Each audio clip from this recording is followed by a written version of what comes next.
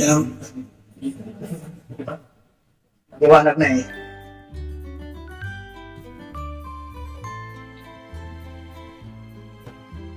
Yan, what's up guys? Sa mapagpalang umaga sa ating lahat, tanghali, gabi. At meron na naman tayong panibagong service para po sa ating mission kung saan tayo maglakad, paglalakad sa ating mga pupuntahan. Yan, meron naman tayong panibagong service, ano po. Yun, ay dalawang ano na, parang dalawang it's 100 na ating gagamitin. Ito po, ang bago at saka yung luma. Yan. Sabi nga kanina doon sa, ano, sa Hyundai, kailangan daw yung dati paano na ipapacheck sa kanila kasi may yung isang taon na rin na hindi na check ng kumpanya ng kumpanya nila kaya pero kung mga nakita natin sa dating 100 na dapat ano ba yung kung sabihin na ano may nila yung bagong tubo sa loob ng mga bintana, diba? Marami po tayong napapansin sa dati it's 100 na kailangan nilang makita. Kaya nga sabi ng kumpanya, kailangan ipapacheck ni Kuya Bal ang dating it's 100. Para makita nila kung ano yung kulang. So, maraming kulang doon. Ano po mga kapitán? Subaybayan natin at sabayan natin kung ano yung mga gagawin sa dating it's 100. Kung ano yung papalitan nila. Tabayan ninyo, guys, mga kalingap, sa ating sunod na pagpuntan kung sa Hyundai. Yan. Maraming salamat sa mga sponsors. Ayan. Maraming salamat kay Ate Dundumundon, Ate Chika, Ate Inday TV, sa lahat. At kay Ninang Jen Study Band. Maraming salamat din po. At kay Pumaring Bisusi. Yan. At kay Ate MBHR. Ayun. Maraming salamat guys. At yun ay andito pa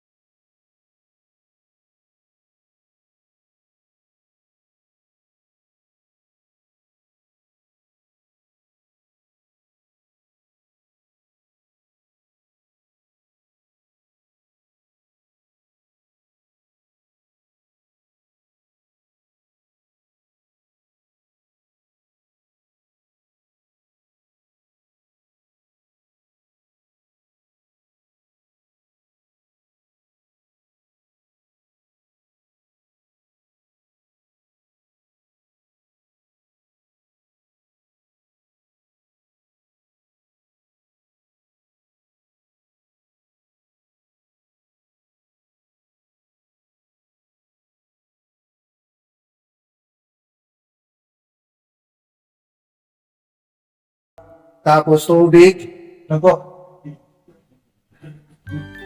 Tubig, 30, tsaka 100. 720, 820, 850. Lahat yung ating bili. Isakto naman at mayroon tayong sukling 150. Ayun. Wala pa. Oh. Ang tagal ni Kuya Brooks. Sige Kuya Brooks, tagalan mo pa. O tagalan mo pa. Hindi pa naman sila gaanong gutom. Kaya tagalan mo pa. Ayan ang mga emoji po. Plaridel, Salvacion. Yan. Saka Manlimons. Ano pa yan? Manlimonsito. Anong lugar yun? Dito sa Dait, ano? Barangay Manlimonsito. Saka Plaridel. Yan. Shoutout po sa mga nandiyan, sa ating lahat, ha?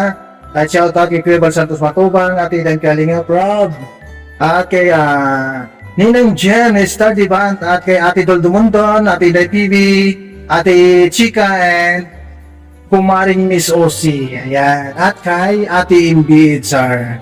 Yan sa lahat po ng ating mga viewers. Mapagpalang umaga, gabi, tanghali sa ating lahat. Yan. Wala pa. Aba, baka ito may mapanis na. Ay, anak ko, Kuya Brooks. Baka panis itong binili natin na na manok. Nako, baka kung pagbitangan ito na napanis. Malamig na nga Wala nang init. Nawala nang init niya. Malamig na.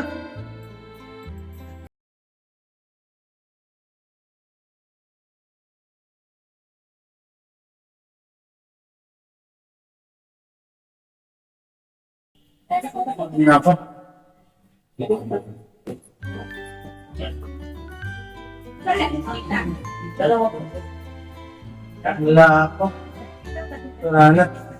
Wala na si Kuya Brooks. Saan na ba si Kuya Brooks? Kuya Brooks, nasaan ka na? Gutom na yung mga tao doon sa hiding place. Hindi pa nag-almusal mga ngayon. Tanghalian na. Anong oras na baga? Alas 11 na. 11:30. Wala pa eh.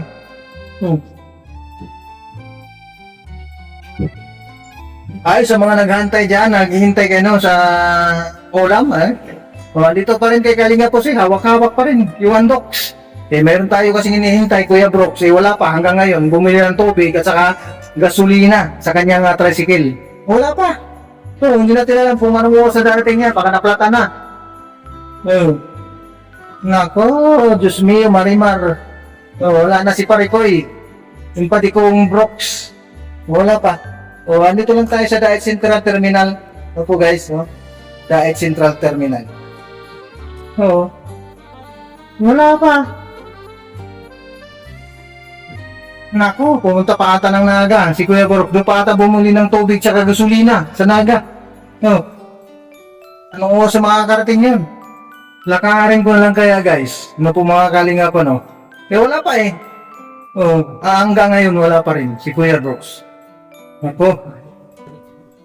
Pag nilagad naman natin, baka magalit si Kuya Brooks, Kaya antay na lang natin dito. Pero muntik na talaga kung maglakad guys, baka mamaya magalit na si Kuya Bal doon. Si gutom na ay, di ba? Gutom na si Kuya Bal, Baka mamaya hintay siya ng hintay.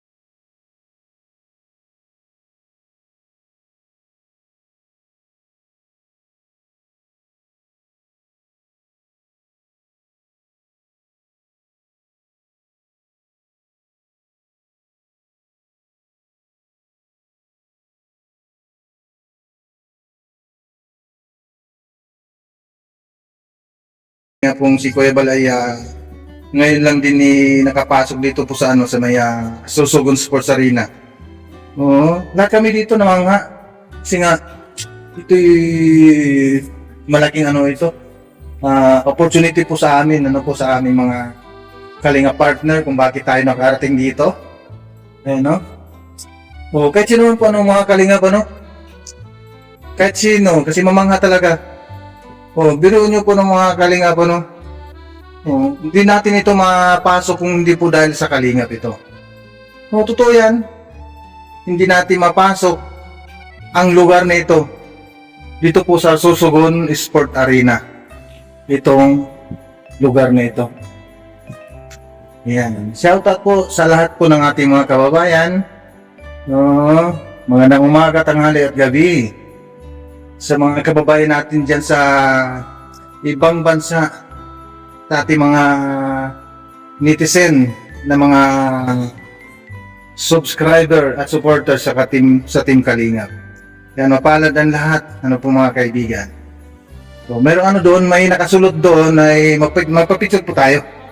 Yan, kung ano magpicture tayo, magsilipid po tayo dyan. Kaya sa may nakasulat to. Kailangan po natin magsilipid dyan. Para itong lugar na ito, siyempre, andito na rin tayo. Kailangan po nating mag-selfie. Ayan. Para picturean muna natin, picture natin muna. Kung ano yung Ayan. Tapos, selfie tayo. Yan ang nagsulat dyan, guys, The Sorsogon Sports Arena, inaugurated by His Excellency Ferdinand R. Marcos Jr. Ibig sabihin, gawa pala ito ni Ferdinand Marcos nung siya ay presidente pa lamang, nung nabuhay pa lang ang ating presidenteng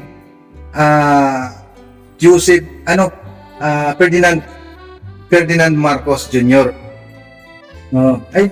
Bakit Jr.?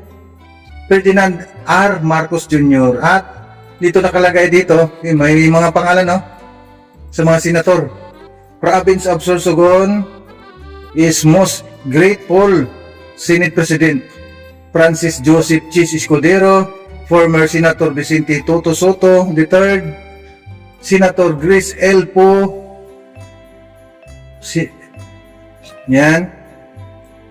Senator Manuel Lito Lapid, Senator Joel Villanueva, and Senator Mark Villar for facilitating the ability of necessary funds to complete this office. EDPICE, Department of the Public Work and Highways, DPWs, during the incumbency of the DPW Secretary Mark A. Villar. Implemented the construction through the DPW Sorsogon First District Engineering Office. Ayan. Yun po ang mga nakasulat dyan. Edited, dedicated to the people of Sorsogon on October 17, 2024. Ayan na. October 17 pala, 2024.